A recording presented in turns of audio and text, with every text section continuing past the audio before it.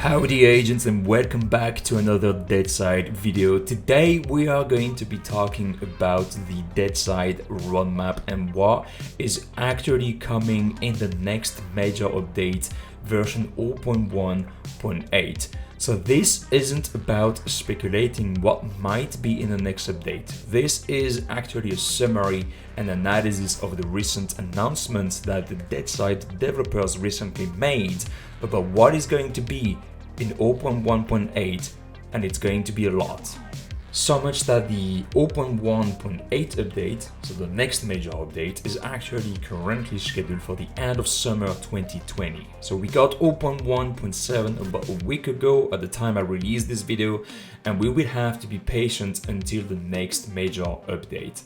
So in a nutshell, this major patch, this update, will include a lot of new content, new weapons, new equipment, new game mechanics as well, and a lot more quality of life improvements. So let's start with the new content, which I am sure will please a lot of survivors and agents out there.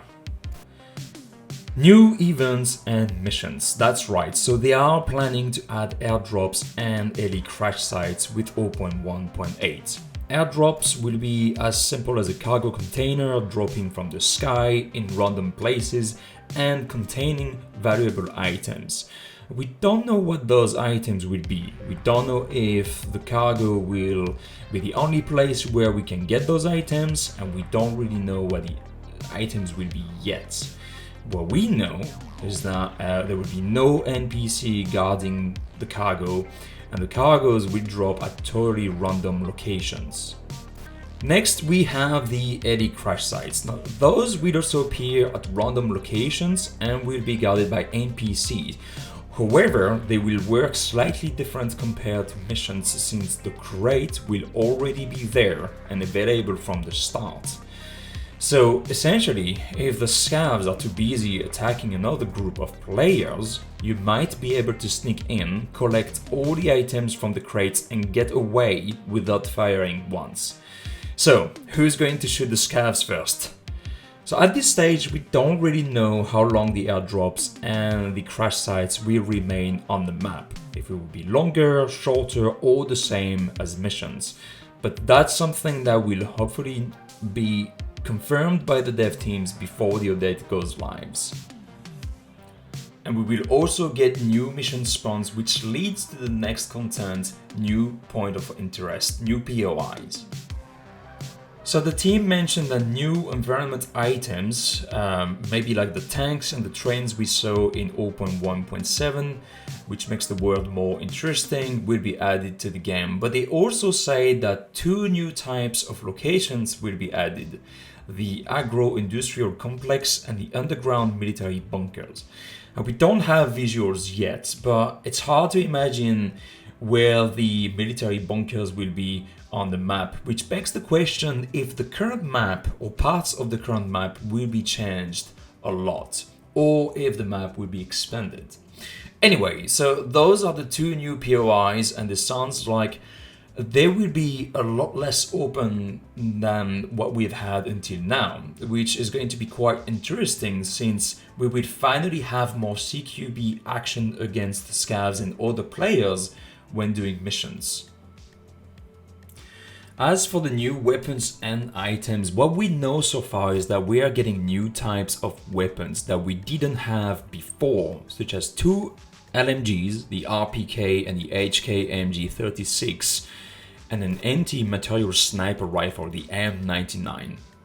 So we are getting into proper squad system, it feels like. In fact, all this diversity plus the options to limit the amount of players per squad will incentivize players, especially the most hardcore milsim players out there, to have proper squad setup.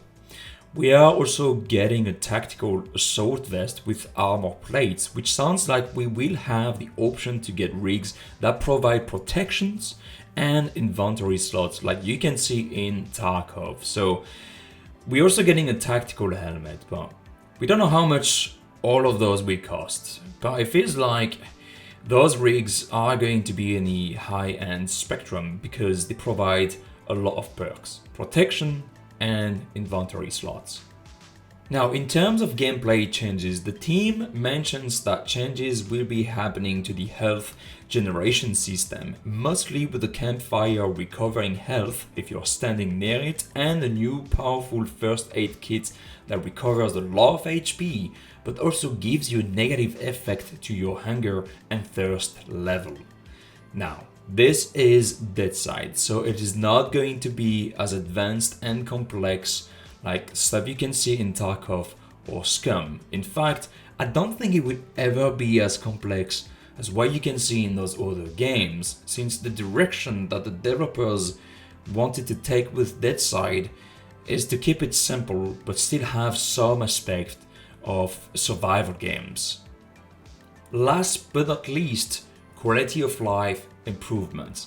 Now, it sounds like this update will include a lot of new stuff, a lot of new improvements, starting with the PvE mod where players cannot damage each other. Now, we don't really know how this is going to be working, if this is going to be something that you can toggle on and off from the admin panel, and if you will actually have options to tweak those settings. In example, do you want to activate this everywhere or just in specific regions? We don't really know, but I think this is something that several server owners out there have been asking to run PvE servers, and it's good to see that the devs are listening to the community request, and that's always a good thing. But they are also planning a tons of other stuff. Like you can craft as many items as you can based on the resources you have in your inventory. They fixed multiple performance issues, or they will fix them. They will increase the numbers of players in squad to 10 or 15 people, so you can actually have bigger groups for special events and so on.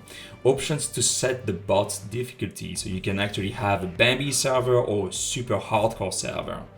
A better message of the day, which won't be in the chat anymore. It will be a proper window pop-up when you connect to the server, which will help to surface the rules of your servers and so on. Options to set the base lifetime so that people who have a social life don't have to get in the fight with their kids and partners when they have to justify why they have to get into the game to log in for 42 seconds so that they don't lose their base. Ability to issue temporary bans, ability to create kit starters, so starter kits, baby kits on private servers, instead of having to manually provide that to players. So you can actually use this for special events, on-site servers, or better baby gear, or just for the people who donate to keep your server alive. They did say they will also try to implement a system to hold breath and have emotes too, but they are not sure that will make it into the update on time. Now, there are two things I'm not sure about. First, they say that they will implement a system to turn on and off scopes by pressing or holding a button. I'm not sure if they are referring to switching between the 4 times and the red dots on scopes like the HMR or something else, so I don't really know what they mean by that. They also mentioned that they will fix the ability to go through walls. Now, I don't know how they are going to achieve this, but if it requires a massive change to how the base modules work, it could mean that there will be another wipe with 0.1.8.